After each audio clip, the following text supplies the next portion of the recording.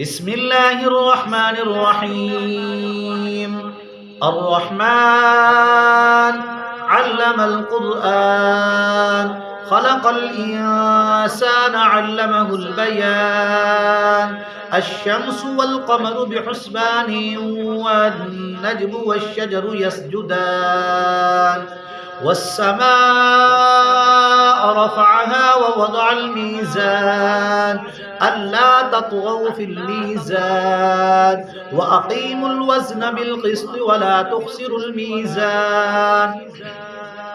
والأرض وضعها للأنام فيها فاكهة والنخل ذات الأكمام والحب ذو العصف والريحان فبأي آلاء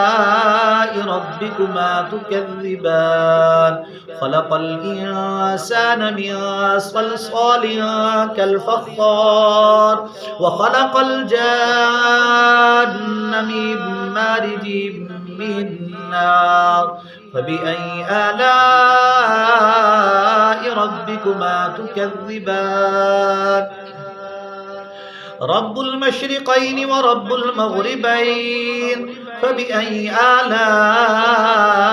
ربكما تكذبان مرج البحرين يلتقيان بينهما برزخ لا يبغيان فبأي آلاء ربكما تكذبان يخرج منهما اللؤلؤ والمرجان فبأي آلاء ربكما تكذبان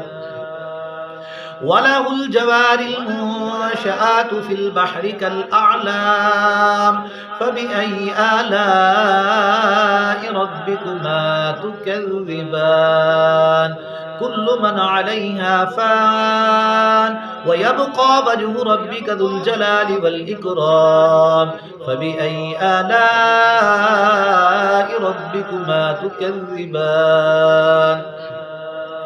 يسأله ما في السماوات والأرض كل يوم هو في شأن فبأي آلاء ربكما تكذبان سنفرغ لكم أيها الثقلان فبأي آلاء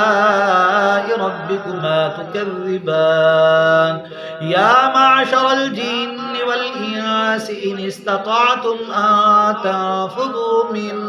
من أقطار السماوات والأرض فانفذوا لا تنفذون إلا بسلطان فبأي آلاء ربكما تكذبان يرسل عليكما شواظ من نار ونحاس فلا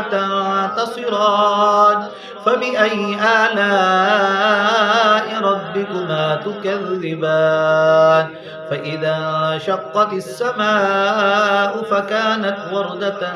كالدهان فبأي آلاء ربكما تكذبان فيومئذ لا يسأل عن ذنبه إنس ولا جان فبأي آلاء ربكما تكذبان يعرف المجرمون بسيماهم فيؤخذ بالنواصي والأقدام فبأي آلاء ربكما تكذبان هذه جهنم التي يكذب بها المجرمون يطوفون بينها وبين حميم آن فبأي آلاء